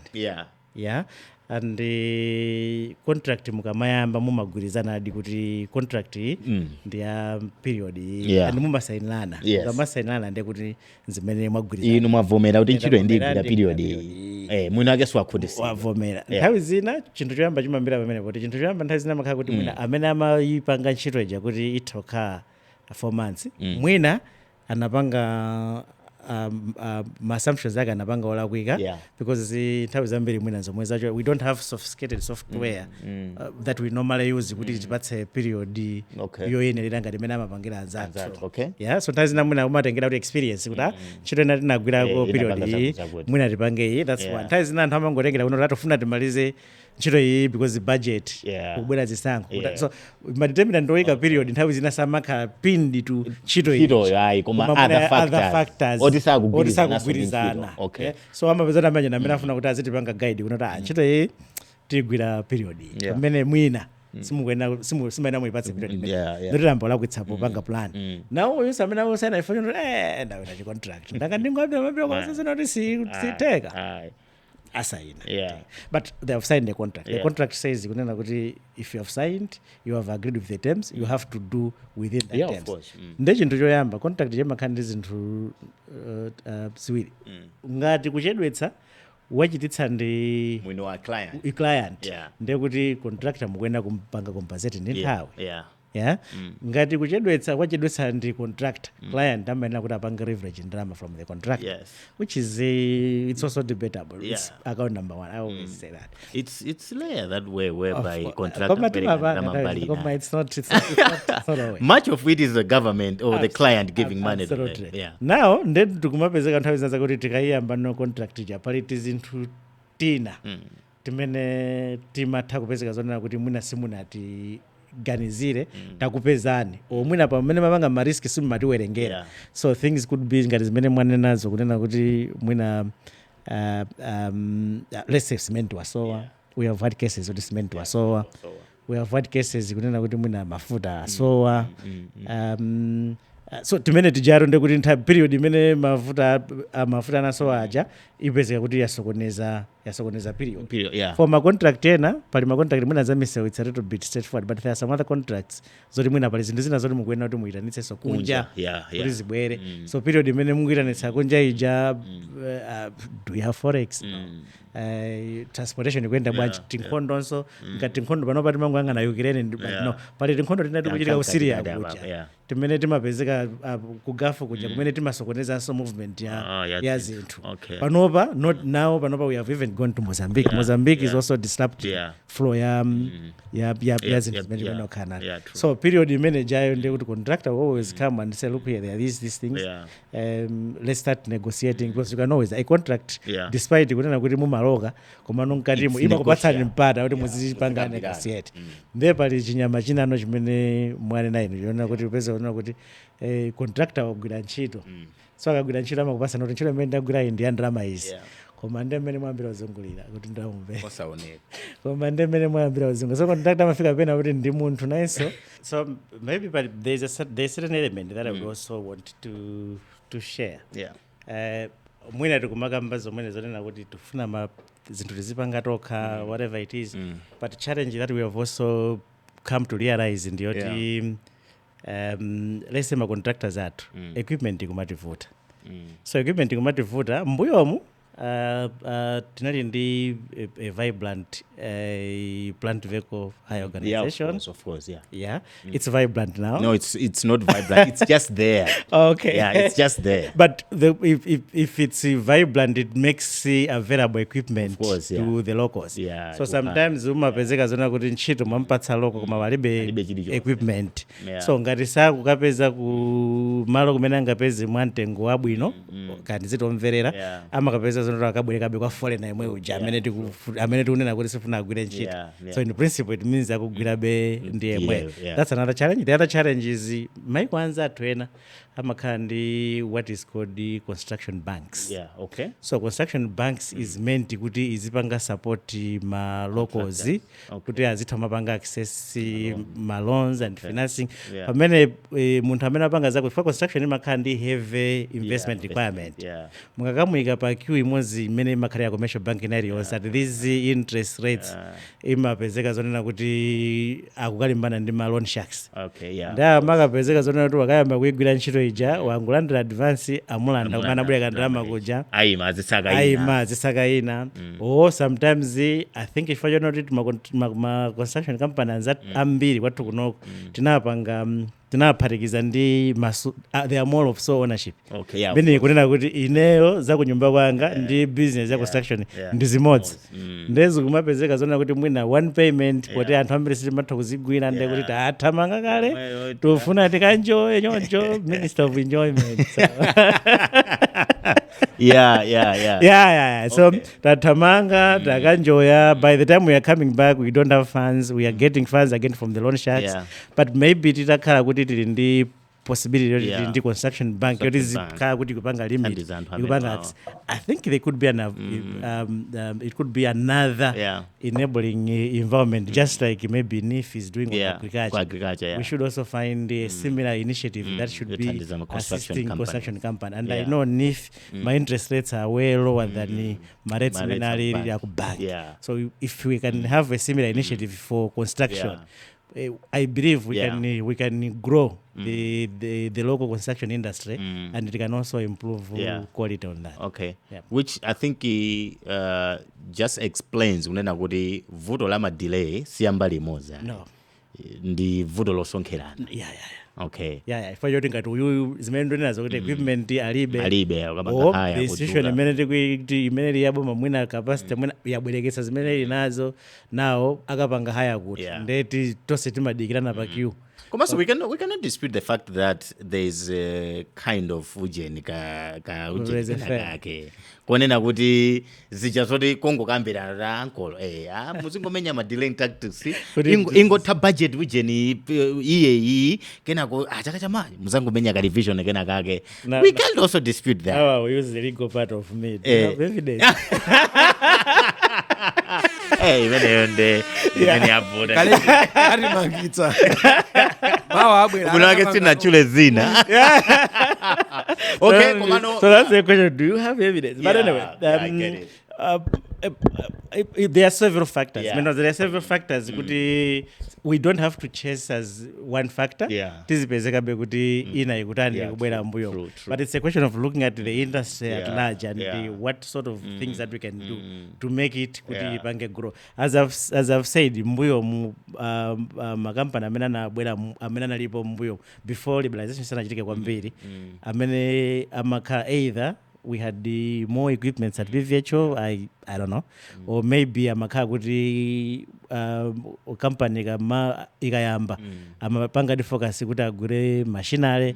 So timatoona makampani ambuyo mamakhala ndi machinery ndithu yabwino ya msewu pamene panopa timatoka ndi contractor kuti alibe chili chonse koma ali ndi contractor koma ali ndi wilba. Is it possible how do they it's okay you can be registered as a contractor without having the equipment? It's just a business basi. Because chimene anzathu amene akapanga procurement amanena kuti ngati ulibe equipment upange demonstrate kuti uli ndi ability yoti upanga haya. So mbuyo mu makhanga tukonora ineyo I can access the equipment VVHO so zolanda kuti mwina mwake masiku ano pali makampani ena amabwerekesa so equipment ndikuti amene jamozala kulemberekana kuti muli ndi mgwirizano kuti equipment yako iwe ulibe koma atha kukubwereka. So if I'm looking at your documents and you have shown me kunena kuti uli ndi this region, so you can say okay leo tikagwira ni shit. But as I'm saying kunena kuti there ability kuti kubwereka ndi kupezeka kwa equipment yonse zosiyana. So kumayambiriro kuja you started tackling nkhani ya ma substandard construction. I think we've seen this. We've seen this kuti ma project athu ambiri low standard misewu imene mamangidwa ti misewu I know se waku area 23 chipasula unamangidwa 2020 pano paso ya wedding in Ramazina every rainy season you can and then so pali issue ya ma project ena ake ngati apa pashira apa chaka ndi chaka pamakhala contractor oti akuika mapanches pagalipo chaka ndi chaka chaka ndi chaka kenako panali Kawale bridge chaka ndi chaka pamabwera maintenance mbuyo mu tinali ndi chani kumulanje uku pachani apa paliso ujeni paliso bridge imene I think ikuperekedwa pompano chaka ndi chaka imakokoloka kwa akaliati kunali kuli bridge ina yake chaka ndi chaka imakokoloka ndi kumabwera contractor oti angoika yongotani I mean zimakhala bwanji why is it like that like from your perspective as an engineer ndiye nkhano ngati technical because izizi timakhala kuti zimene tikati substandard maybe general perspective but for us tikamanga substandard timayamba kale zimene ainwake anapemba okay all right. So what was the standard that you agreed when you were submitting a material errors mascope because ineyo manduza zonena kuti and mvuto limene timakhala nalo Malawi kuti timakhala ndi ndalama zoti tifuna tigule Toyota kumuuza munthu kuti ndibwese Toyota munthu chakabwesa Toyota no ndimafuna Benz ito kumauli ni ndalama za Toyota ndalama ndimandipatsa ya Toyota so Benz singabwere so mise imakhala ndimi pamakhala mitundu yosiyana komanso ndi period yochipire because the others they are indeed meant for a year the others they are meant for 5 years the others they are meant for a certain period depending on the design many okay and as I've said in terms my decisions what to give cause soka kuti they are being propagated by some other forces mwina wopanga design anapanga design chitungukuza notochipanga kwa 6 billion nde wina amabwera ngoza marifere ndi 3 billion can't you wake up with 3 billion itipatsa zota so this one will sit down and try to say okay now how do you make fit for the purpose so you design just for fit for that purpose but again this doesn't take out the issue of corruption of course take out sometimes muntu utoka ndi everything there ma standards bwino cost ya bwino koma muntu jamuna anapanga cost for 6 billion akupatsana chintu cha 3 billion because the other 3 billion has to evaporate of course those tilibe umbono of course kuma jidika but you cannot rule out because that's why I always say corruption is not a bribe corruption is a culture I know you had one who said differently but I always say corruption bribe don't look at it as bribe bribing is just one form of corruption is more of lack of integrity so it's just a culture so we can't run away with culture you can live so zimene zozo zimata kuchitika ngumapeza zona kuti tikupanga compromise quality fachoti wina wake anafuna kuti apeze kukanga achite mwakuti kuti amweleko. So when there is like that substandard, do you after my investigation ndekuti tirekeze kuti munaona ndithu akomatu munthu anapanga submit ma strong TORs and mwinaso pandrama imene munawinira contract you were supposed to do a better job than this do you take them to task? Okay, the challenge is agreement ya costing. It's subjective. Okay. Even though ineyo I always, when I'm discussing this, I always give an example of a cubic meter of concrete. For a cubic meter of concrete, an engineer, a professional engineer would tell you if it's class 25, they wouldn't do funika muna mabagi 8 hours. And that funika 8 bags. So one I would just meant you can 8 bags per market. Would have to 20,000. Then a parigizebo jenga, parigizebo guaria, parigizebo parigiza. Ngona kuti mwina kandamba kaja kafunika mwina 300 or 40,000 and then rubeza someone we know ga costing ya 100,000. the first question you ask is how it's going to yeah. But then we have an element, requirement, procurement law, which tells you to say, what charge more the lowest bidder wins. So this is indeed the lowest bidder. Yes. So you know that kind of instruments trying to have a breach, and then in the charges just like for your business. So we now akazindikira unondo ndiajama bwera anosona bwana I think chakuti ndiajama pesa zoti they were the lowest, but in the end they were the highest. So highest could be either in money or highest could be in the quality. Wakupasana low quality kuti upakisana kuti mubwerebwerenso facha kubwera then it becomes more and more expensive. So we know kuti as I'm saying it, issue ya quality, it's not if we take it as an engineering problem, we will not win the battle.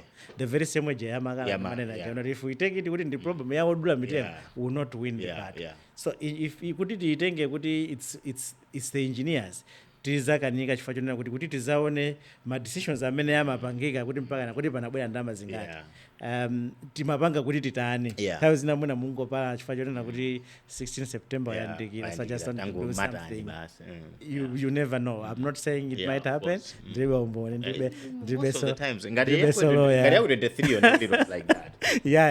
So that kind of budget. So that's why I call it it's a general problem that has to be addressed with all the angles. Okay, I get it. I think what do you think Malawian companies must do as they involved in these big projects as we talked about kumayambiriro kuja? Pali zinthu zingapa zimene manena. Chinthu choyamba ndechoti we timakanika kupanga ma forces. We prefer azipanga zake and anthu ngati simuli pamodzi you don't win any battle. Amanena kuna kuti you win more battles amapanga zinthu limodzi. So umapeza kuti ali ine ndakazanga ndatende ndi company yanga wina ndakazanga ndi company yanga, it will never grow because tizikanika usiyanitsa business ndiza kunyumba nyumba kukasowa ndiwo ndikuti business account komwe imakhandi account yomweyo. So I would have preferred if I'm mapangira anzathu obwerawa, let's say mmene alili ndiyanaso chichewa mmene alili anzathu amamwenye, you find kunena kuti they come together make a business. Or even we have seen circumstances that represent my company umwina ndakulu kale kuti company ina ndiye kuluku ena ndiye kuluku, but just because they want to win a certain project atenga experience yawo yambali nake yawo ya ndikupanga limodzi ndikupanga koma ife timati tikangogwirizana lero 2-3 days awa akakunyumba kwaona kuti anzano ajatu ndaona pakumwa ndatoa kumwena zako kamba. The next thing is ndiye kuti anthu ajatalani so chinthu choyamba kuti we should learn to attack together because the moment we attack separately we will never win anything. True. The second one in the minute we have to understand kuti I think it's equal to evolve. Nobody knew kuti kuzakhala AI now. So the ziko likupanga grow, so we should learn again to adapt to the changing environment. Nthawi zambiri timakhoza kukhala stuck permanently pongopanga stuck pomwe kuti timatere. I would believe kunena kuti mmene akamanga Burj Khalifa, if the designer was stuck to the normal way of doing things, sakanaganiza chimene sichikanamangira. So tizithanso kumakhala kunena kuti how do we do things, do we innovate outside the box? I think it can be mindset imeneyo. We should be able to grow fast, think beyond what we know, and take challenges. That would also assist us better. But again, as I've said, the construction bank is going to be a win. For the country. I think the construction bank, the resurrection of PA Virtual, because I feel like those could be wins. Those could be wins. Okay. Where do you see your institution? What's your vision? And are you trying to what are you doing to align yourself to the Malawi 2063? I want us to finish on that. Thank you so much. Actually, I was surprised. Sunday ndinali kuchire. Okay. Okay, when we came in September, chinthu choyamba ndikalonjeza zinthu 5. Okay, manifesto. Manifesto. Yeah. So chinthu choyamba ndanati institution yathu kuti iyende tikuyinokha ndi strategic plan. Yeah. Because ndimakhulupirira zomwe zija zoti ngati palibe vision ndakuti latha. Okay. Yeah. So we said let's put our vision together in a document. That's the first thing. The second thing I said, let's work on our communication issues, because I also thought kuti institution ikuoneka ngati mbali imene ikutsala. Then we wanted to look at issues of finance. Yeah. Because zimaoneka kuti nthawi zonse ndifake mwana conversation yonse apa ndikumana kuti ibenda iwoneka kuti it's a cancer that we need to cure. We should find a way imene tingakhale kuti tili resource better, because maybe the thinking kumagaza kuti kapena tizitenga ndalama kuboma, but that's account number 1. We are not a priority. So the other part imene tinanenaso kuti tithopanga tingana kuti legislation mechanism tiyese kuti tipange reform, tione how best that we can make, not necessarily compromise the standards, but make it kuti people should understand better kuti abwere mu system, because if anthu ambiri amatawa mu system samaona kuti advantage ndiyota. And the other one imene okay, problem imene tinayo pa Malawi pano ndiyoti we are solving our disputes using abnormal means, and the abnormal means is lack of integrity, which is corruption. So we said, okay, why can't we have a system that has got a typical better dispute resolution mechanism? Kuti mamoti anthu ajazona ngati kuti they can solve the problem by doing this. As tamazazona okay, in this situation imene itawutandiza ngati awawasatilipira. We could go to the institution to say kunena kuti can you come and look at our contract and help us kunena kuti kodi titakutani kuti tipeze remedy. These are the 5 I called it the 5-point plan. Okay. So we are glad you could. I mean, inali Ronald high 5, super high 5. Yeah, the super. So I'm glad you could even because I'm September. Panova ndo tambaliza 6 months. This is month number 8. Okay. But many November tinalitaona kuti document ya strategic plan hiyo inali kuti ikupanga mature. Yapanga mature. It only needed us to put more effort and have it. So now we have a strategic plan. Okay. Ina pesa kuti mene yo yateka now plan ija ikutipanga guide all these other elements zimene tikunenazo. Zilino mu plan imo. And zikutithandizira no kuti tionetse kuti tikubwera pambalambanda, and we are making the institution more visible, and we want people now to know exactly why do we exist. Just last March, using the very same plan, we said now let's go out and roll out the engineering day. It's an international thing, but what we know is not required. So we said now let's go out and say let's do the engineering day. Let's tell the people what we normally do. Let's showcase what we normally do. So we did the engineering day. We also said, okay, now let's start now controlling the issues to do with what we call continuous professional development, which we thought mbuyo mbuti makanga tikuchedwa tinkangoti tidzapanga koma tikuchedwa, but now we have come up and then we have started it, and we know kuti for someone kuti abwere mu current register even if he's a professional engineer akwena mapanga manage kuti continuous kwa kuti foti dzikoli lupanga evolve. So atikangokhala mu odugeni tikhala kuti tarani tikuzimirira. Now registration is chinthu choyamba ndi chophweka chimene nachonota. This one is the most simplest thing that we would have done long time ago, is to have a pure clear calendar of registration. Kuti mundu azita udziwa zonena kuti ndikapanga papa apply and ndipanga register by this period. So that one mene mate January tinati kunena kuti tayamba. So it means kuti the 5 ija imene tikutsala nayo ndiya dispute resolution and we have managed to do this in 8 months. So we've already done it. So with the strategic plan now, it has given us a direction as to what sort of activities we'll be doing from now to 2030 and even beyond. And this plan was purely aligned to the Agenda 2063, to the MYP, and the other policies, including the NCIC Act. Wow, great. I mean, that's good. Now, on a personal level, yes, you're not yet the director, right? Come again? You're not yet the director. No. Okay. No. All right. Cool. Are you thinking of joining politics? Like in near future, in the next 10 years, 15 years? What is politics? Politics yake yoti ndasiya izi ndikupita parliament. Politics yake khale imeneyo. Okay. That's a problem because I don't want to politics ndikupita parliament. But I think there is more to politics than going to parliament. Yeah. What I've learned is maybe because it's personal, I'll start it at personal level. Just as I said, kanga kwambiri education wise, it didn't do me well. Okay. Because of that understanding, others thought we could yeah, I mean like 3 masters. That was a threat to a lot of people. I don't I don't think people look at you like in a good way. I don't know.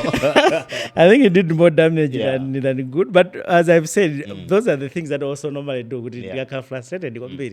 I think it's to study. Okay. So I feel good. That's where I live more because instead of European team, I have a smiling face. Everyone sees me, sees a smiling face. Okay. Because when I'm written out, the best thing that I could do is just do the study. So I've never thought of joining what they call frontline politics. That's what they call it. Rather, I always think you could neither am I very much. I would be interested to I would rather move away from the concept of aspiring for employment because I've said that does more damage because you always think that you are becoming more threat or whatever it is. So my line of thinking is employment is a period. If, let's say, as you're putting it, if I say okay, I want to become a director. Director is a contract of 3 years. You can't model your life for 3 years. No. Maybe when you get a renewal is 6 years. Now, why should you model your life for 6 years? Of course. So my life in the way if you ask me where do you see yourself in the next 2 years, maybe just asking me how. At the moment, there are 2 things that I'm pursuing. I'm already pursuing my doctorate, which I might be finishing this year. Sure. But not only that, I've already starting registering in an international organization which we call Phiri, which is a forum for engineers. Okay. But the line that I'm doing is it's more of adjudication, which is more of the legal part. And the adjudication, what you do is you are now sitting into people's contracts. When the issues come, now we want to be but once you get certified in Degudi, my international you're now becoming the international adjudicator, kind of not necessarily a judge, but a contractual adjudicator in a way. So that's the direction that I would go because that doesn't give me 3 years, but that gives me more of a career. So I should be done maybe in November or September. Wow, finalizing those aspects. 3 masters. PhD on the road. I don't know. But that was a good chat. I mean, we would love to have you over and over again. I'll be the first one to hit 2 hours. No, you're not. You're not. You're not. But you had a lot of things to say, sharing us with your life experience and also what you are doing currently as the president. You are the president. Absolutely. So president has a lot of things to say. So we appreciate that. You know what? I know when it's changes but I had an easy election. Okay. Why am I saying I was competing with no one? So okay. At least. But I know and the fact not remember delegates my delegates competing with no one. Who should you? But I know because now the positive feedback that we are getting my members now they're now happy. Become happy so far. No, of course the others are now making proposals. But we have received positive feedback. I would be able to remember this because now there's more attraction. Of course. But otherwise it was so good to have you here. Thank you so much. My guy, that's it. We expect you to see those and the TSS must snippet. Otherwise, thanks so much. Shout out to Ngozo. Mbumba was here, just saw her. I don't know if she's still around, but she was here. Slicky, the AI director, was also here. been Cardinal Henry. Thank you guys for the engagements that you're making. Please subscribe to our YouTube channel. Follow us on Facebook, on Instagram, on Twitter. Wherever you want to follow us, you can follow us. Otherwise, we're out.